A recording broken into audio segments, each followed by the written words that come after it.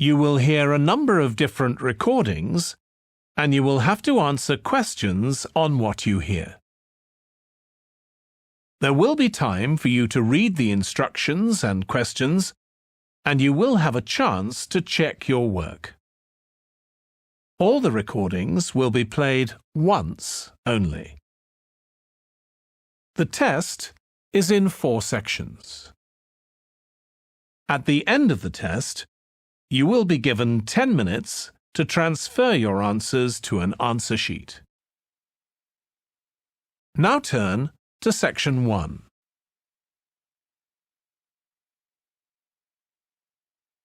Section 1. You will hear a woman phoning a box office to ask about a festival in the town of Kenton. First, you have some time to look at questions 1 to 5.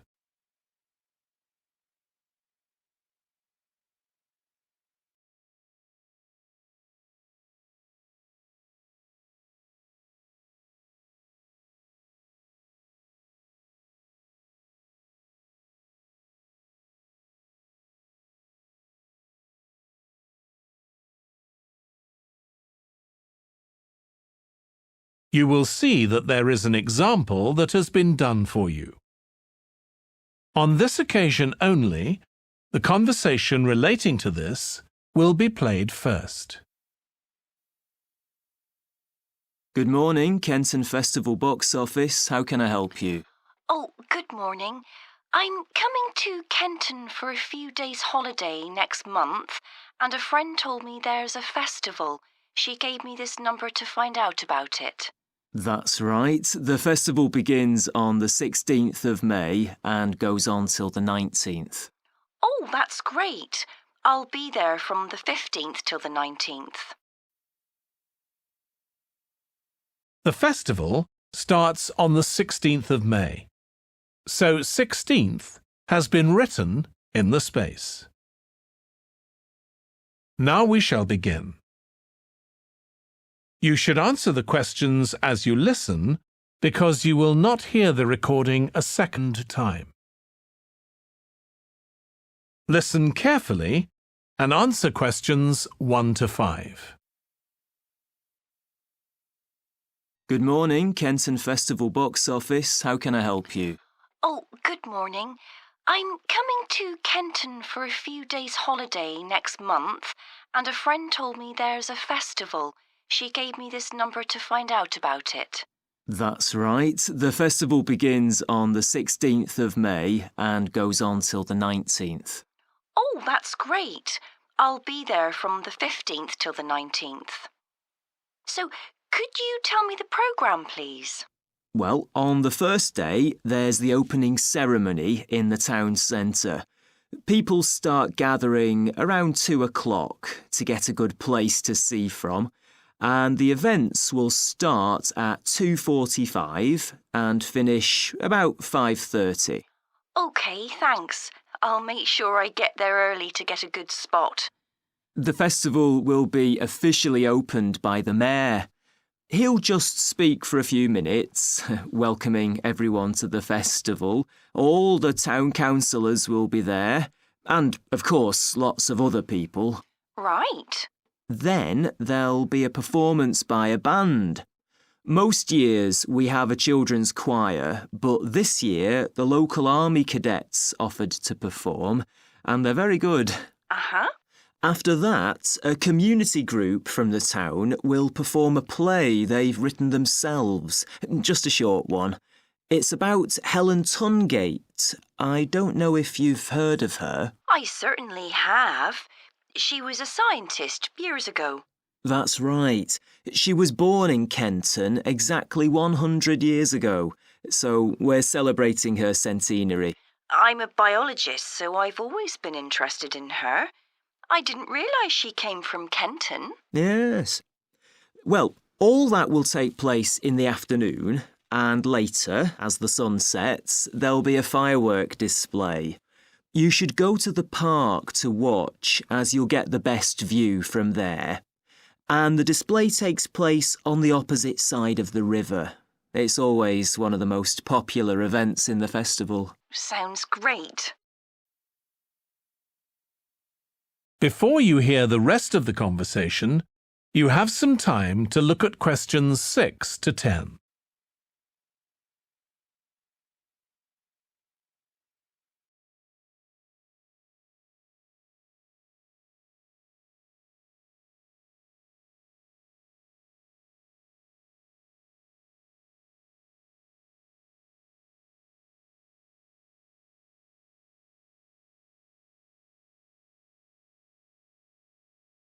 Now listen and answer questions 6 to 10. And what's happening on the other days? There are several events that go on the whole time. For example, the students of the Art College have produced a number of videos, all connected with relationships between children and their grandparents. That sounds interesting. It makes a change from children and parents, doesn't it? Exactly. Because the Art College is in use for classes throughout the festival, the videos are being shown in Handsworth House. How do you spell the name? Handsworth.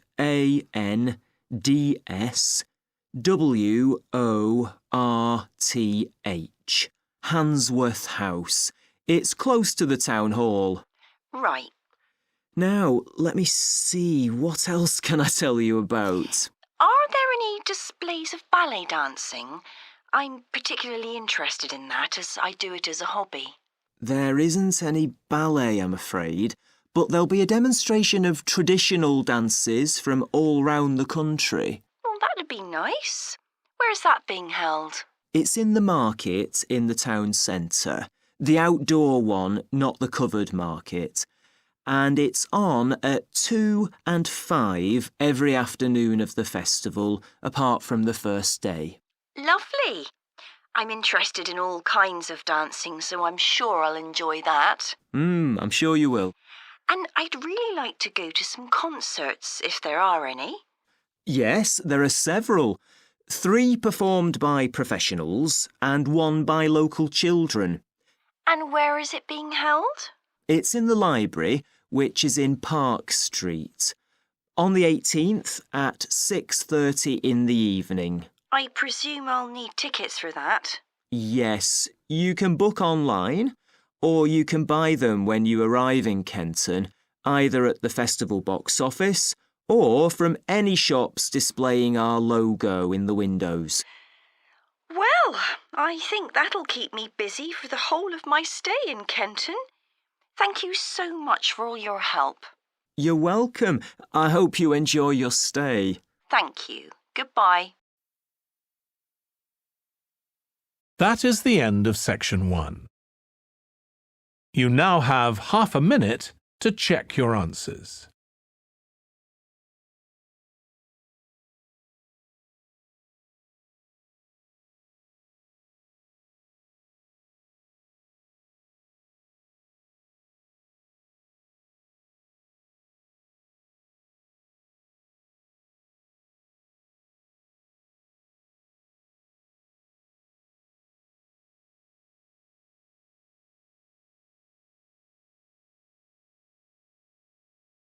Now turn to section 2.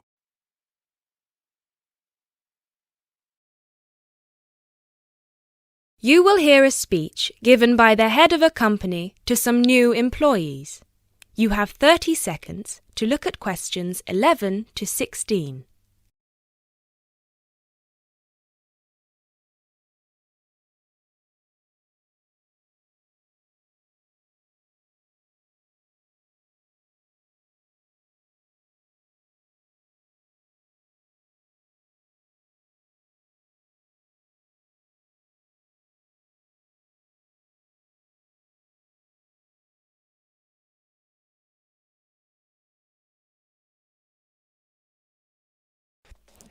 First of all, a warm welcome to Barker's Country Safaris. We're delighted to have you all on board for this season.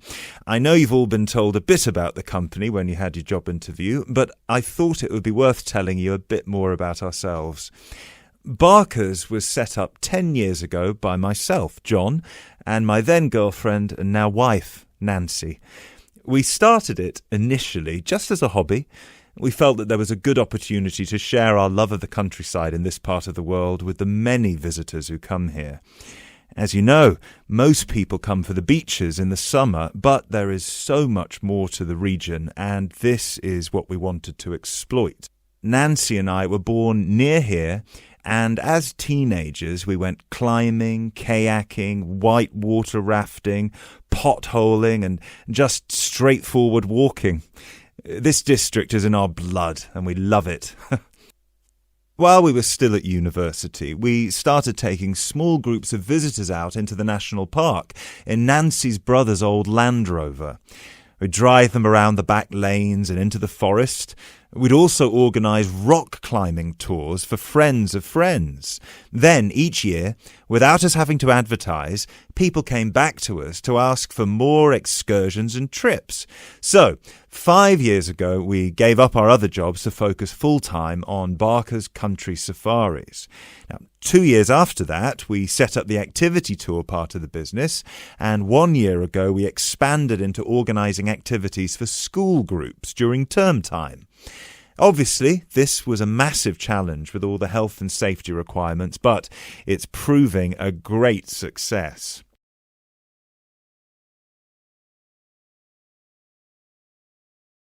You now have 30 seconds to look at questions 17 to 20.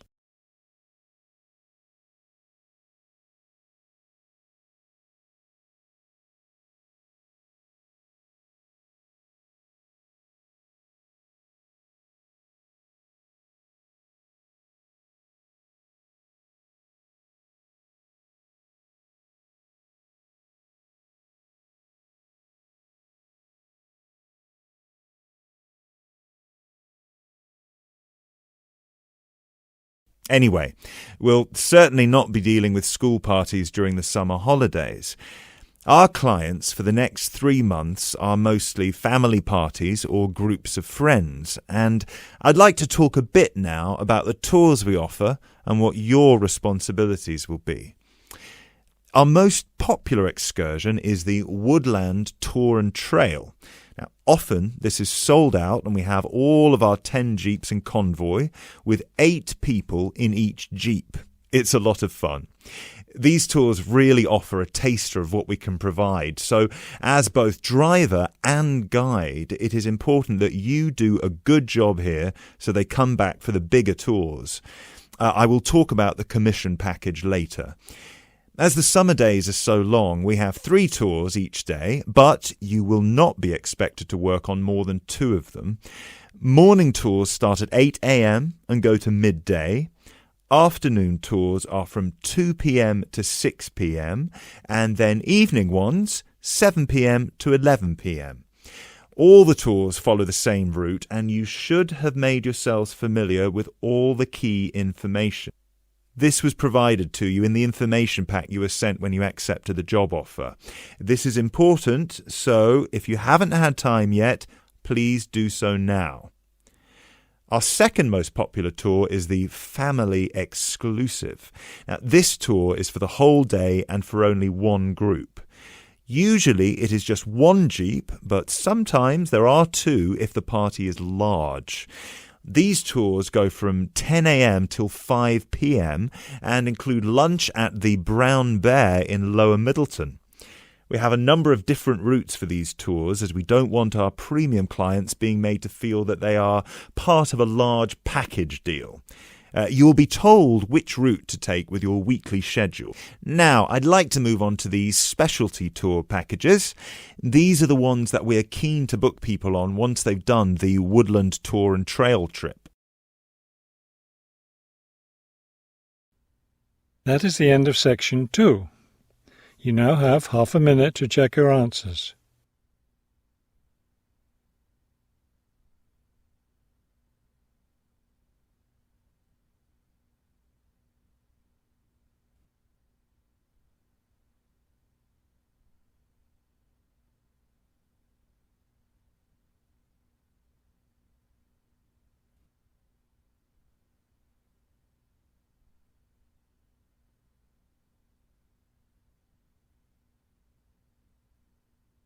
Now turn to Section 3.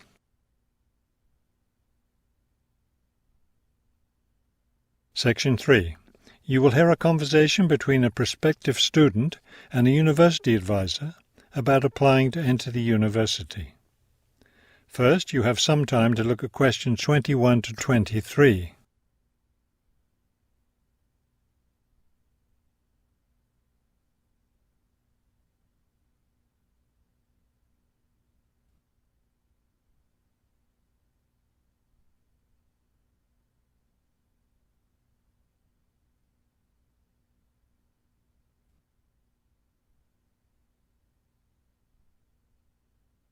As you listen to the first part of the conversation, answer questions 21 to 23.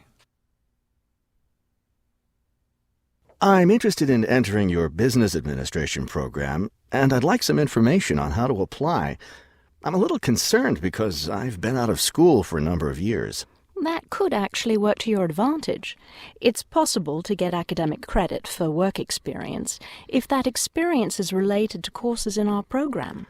I've been working in business for several years. How would I get academic credit for that? First, you'll need to read the university catalogue to see if any of the course descriptions match your specific job experience. For example, if you've worked in accounting, you may be able to get credit for an accounting course. So then what would I do? You would write a summary of your work experience, relating it to specific courses we offer. Submit that to the admissions office with a letter from your work supervisor confirming your experience. Before you hear the rest of the conversation, you have some time to look at questions 24 to 30.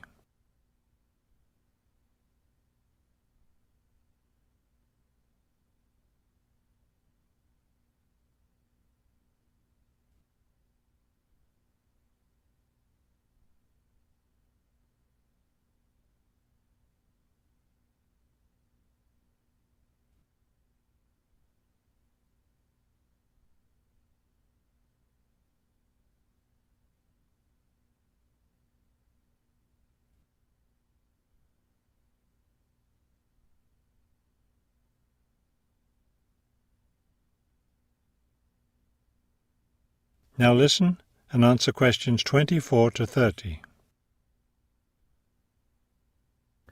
Would I submit those things at the same time that I apply for admission?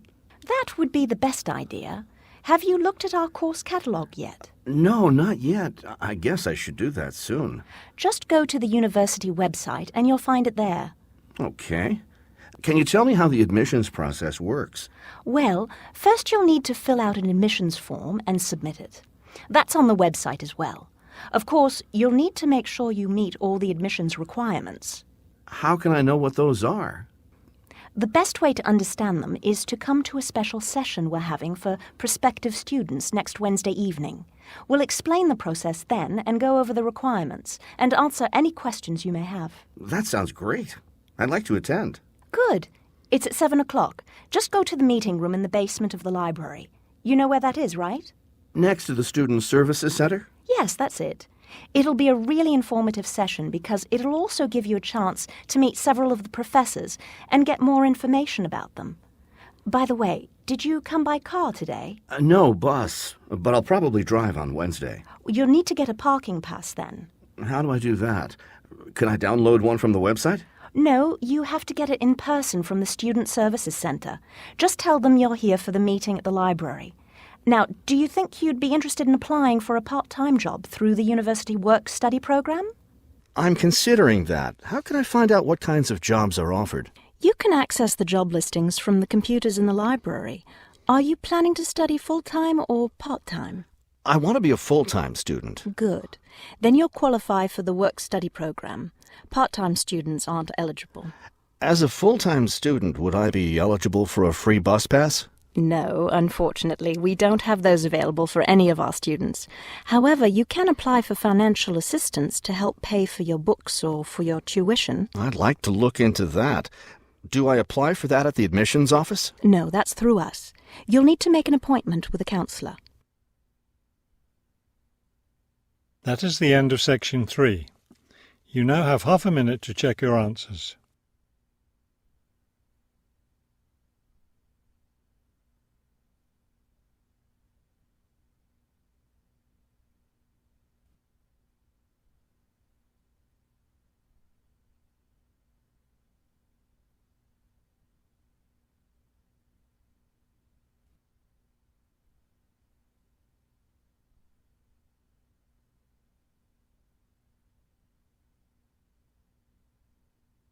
Now turn to Section 4.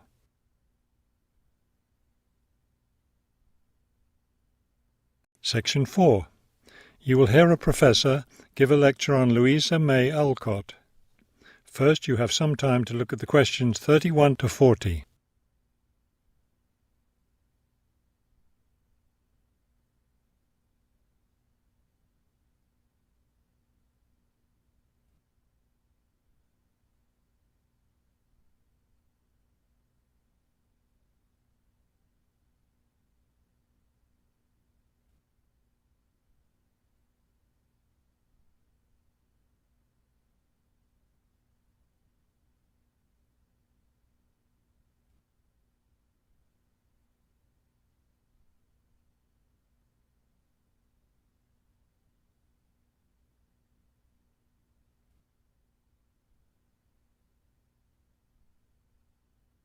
Now listen carefully and complete the timeline in questions 31 to 40.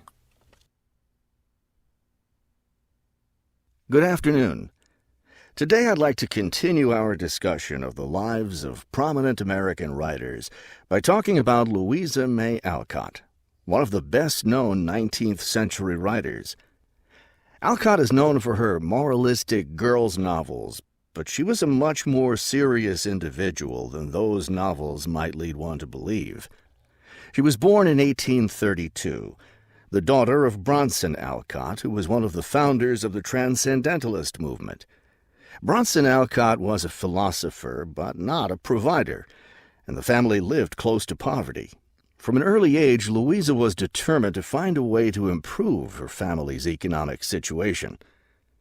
As a teenager, she worked to support her family by taking on a variety of low-paying jobs, including teacher, seamstress, and household servant. Alcott also started writing when she was young. She wrote her first novel when she was just 17 years old, although it wasn't published until many years after her death. It was called The Inheritance. In 1861, the Civil War broke out. Alcott worked as a volunteer, sewing uniforms and bandages for soldiers. The following year, she enlisted as an Army nurse. She spent the war years in Washington, nursing wounded soldiers at a military hospital. While working at the hospital, she wrote many letters to her family at home in Massachusetts. After the war, she turned the letters into a book, which was published under the title Hospital Sketches. She also wrote numerous romantic stories, which she sold to magazines. Around this same time, she was offered the opportunity to travel to Europe as the companion to an invalid. When she returned home from Europe in 1866, she found her family still in financial difficulty and in need of money, so she went back to writing. Her big break came in 1868, with the publication of her first novel for girls, Little Women. The novel achieved instant success, and the public wanted more. From then on, Alcott supported herself and her family by writing novels for girls. It wasn't the writing she had dreamed of doing, but it earned her a good income. Alcott took care of her family for the rest of her life. In 1878, her youngest sister May got married. A year later, May died after giving birth to a daughter. Louisa Alcott raised her sister's orphaned child. In 1882, Bronson Alcott suffered a stroke. Soon after that, Louisa Alcott set up a house for him, her niece, her sister Anna, and Anna's 2 sons in Boston. Her mother was no longer living by this time. Alcott was still writing novels for girls, including 2 sequels to Little Women, Little Men and Jo's Boys. The latter was published in 1886. Louisa Alcott had suffered poor health ever since she contracted typhoid fever while working as a war nurse. She died in March of 1888, at the age of 55. She was buried in Concord, Massachusetts. That is the end of Section 4. You now have half a minute to check your answers.